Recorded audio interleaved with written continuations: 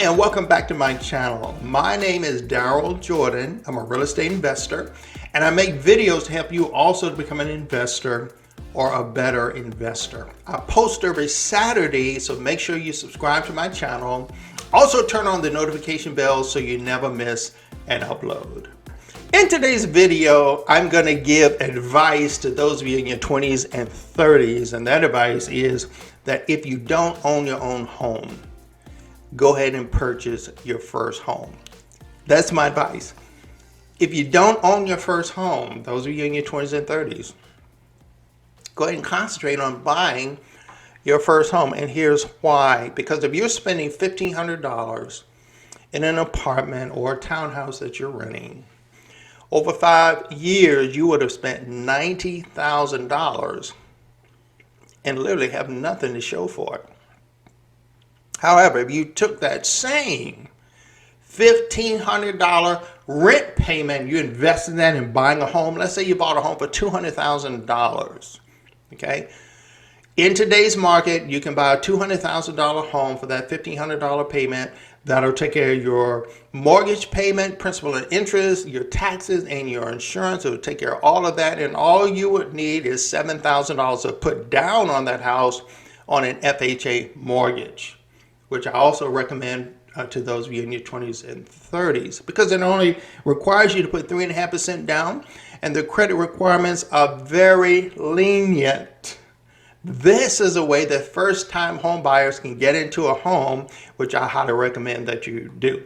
Now, over that 5-year period, you would have still spent $90,000, but here's the difference. You will have something to show for it.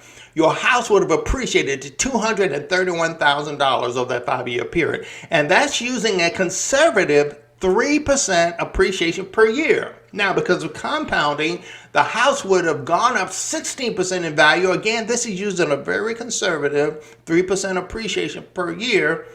You would have gone up in value. Your house would have gone up in value $231,000. And your mortgage would have gone down 9% by making those constant payments. Your mortgage would have gone down to $175,000, which means your equity in the home, the difference between what the house is valued at and what you owe on the house, the equity is now $55,000. Come on. Where else can you make $55,000 off of $77,000 that you put into the house? Where else can you make that kind of money except in real estate? You've got to live somewhere. You might as well live in an appreciating asset instead of throwing that money away. My advice to those of you in your 20s and 30s, I don't know what the reason is. Maybe it was seeing your parents go through the Great Recession, and then there was a dip in home prices during that period of time. I don't know what it is, but overall, real estate is safe. Investing in real estate is safe. Investing in real estate is secure. It is a great long-term investment, and you can start right now by owning your own home. That's my recommendation to those in the 20s and 30s. Now, if you live in a higher cost area, let's say that the home that you're purchasing is now $400,000. Then that means over that same 5-year period, your equity or your wealth in that home would have grown to $112,000. Can you believe that? Can you believe that? Can you believe that? You have just created wealth of $112,000 out of thin air. You've got to live somewhere, right? You might as well live in an asset that is appreciating. And here are the wonderful benefits of the home. You're not buying the home as a financial investment. You're buying the home because you've got a place to bring your first baby home to. You've got a place where you can put a fence in the backyard where the kids can play safely. You've got a place where you can paint your own nursery and decorate the house any way that you want. You've got a place where nobody's going to kick you out. I mean, your landlord may decide to sell the town home. What are you going to do? If the apartment does not want to renew your lease, what are you going to do? No one can kick you out of your own home. And Here's another intangible. Assuming you paid your mortgage on time, which you do want to do. Assuming you paid your mortgage on time, your credit score would have went up at least 100 points. Now, for those of you coming right out of college, or you're starting off your career, your building career, a lot of times your credit score is not that high. A part of the credit score is looking at a multitude of credit, and owning your own home actually improves your credit score.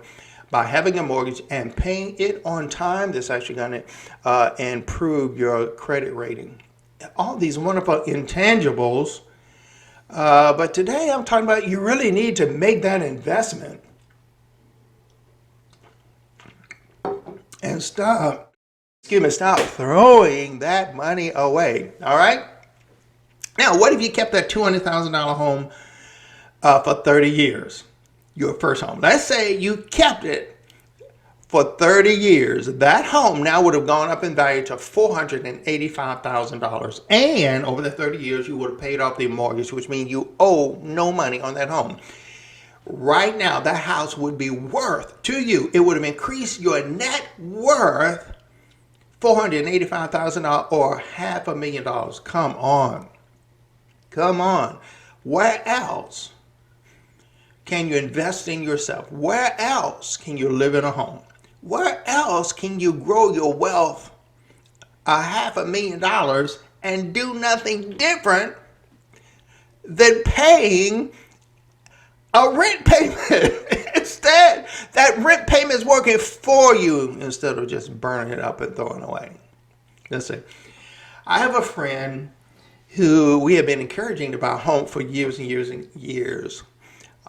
She's in her 60s and she purchased her first home last year. You don't have to wait till your 60s and put it off year after year for whatever reason. Come on. Those of you in your 20s and 30s, my recommendation for you is to get your finances together and purchase your first home. All right, so now, how do you do it? How do we do it? First of all, don't get into debt. I know the temptation is you come out of school and you've struggled and you're starting off your new career, you're struggling. When you finally get some credit, you just want to buy everything on time payment. Don't do that. Don't do that. Resist that urge. You want to go out and buy a car on time payment. Don't do that. Resist that urge. You want to buy 2 cars, put 2 cars on time payment. Don't do that. Don't do that. Buy a car or 2, pay cash for them. It might be a hoopty, but listen, going to pay off over time. It's going to pay you not have that time payment on the car. Instead, save your money, save your down payment, save up your down payment, and you can save up $7,000. Some people spend $2,000 a year buying coffee. Save up your $7,000. Don't get into debt.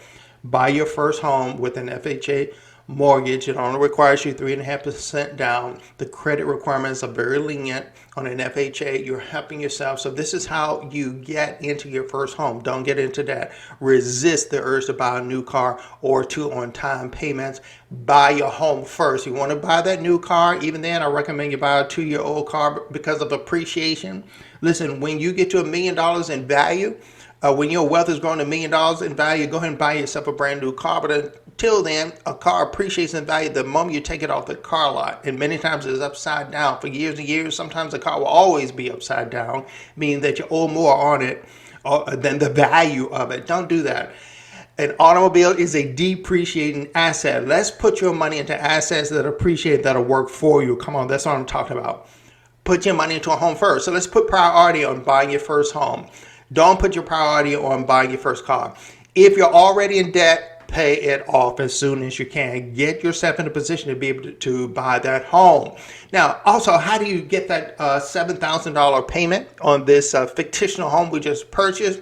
Okay, stop buying out at Starbucks. Make your own coffee. Save that money. Have it work. Get your money working for you instead of throwing all the money out. Buy at discount stores, whether it's food or household items, whether you do that at brick and mortar, at your favorite store or online.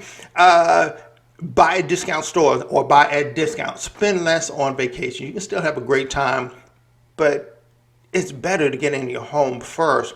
Buy after Christmas, and those after Christmas sales instead of before Christmas. A number of things you can do, in order to save up that down payment. So now you position yourself. Go ahead and get qualified for a mortgage, okay? And then go house shopping. Find out how much house you can buy. And even then, you probably don't want to buy up to that much anyway, because you want to have your spending plan in order so you're not really trapped, okay? But you've qualified for a mortgage, and then you can go house shopping. Look for a deal, not just for a house that look pretty. Would you do that? Buy a house in a decent neighborhood that you predict is going to go up the most in value. Why? Because your home is going to be a wonderful place to live, enjoy, have your family, etc., etc., etc. You also want to be an investment that's working for you as well. Never pay full price. Always offer to buy at a lower price. I know in this particular market here, it's a seller's market. And when it is a seller's market, sometimes you can't talk the house down, but of course, try to. You can make multiple offers on houses at the same time. Listen, there's a contingency in there to be able to back out. Very easy to back out of something you've committed to.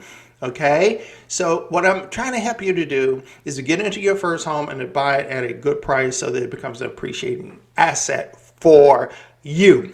Ask for closing cost assistance. Not only will you need the down payment, but when you purchase a home, there are a number of costs involved when you close on it. Costs that are associated with the seller, costs that are associated with the buyer, you. So ask the seller for closing cost assistance of thousands of dollars. You can get your real estate agent to help you with that in negotiating cost assistance. And by all means, have fun. This is a wonderful time in your life. Don't get stressed over it. The right house is out there for you at the right price, okay? Listen, let me tell you two wealth principles and how this is going to apply. The wealthy don't throw their money away. They use their money to make more money. Don't throw your money away. Get your money working for you to make more money. They also make money while they sleep. I just said how your house is going to increase in value, how the mortgage is going to go down, how your equity is going to go up, and how your wealth is going to grow every moment of every day, even while you're sleepy. Isn't that awesome? Well, that's all for today. Thanks for watching this video. If you liked it, give it a thumbs up. Subscribe to the channel, comment down below, and I'll see you on my next video.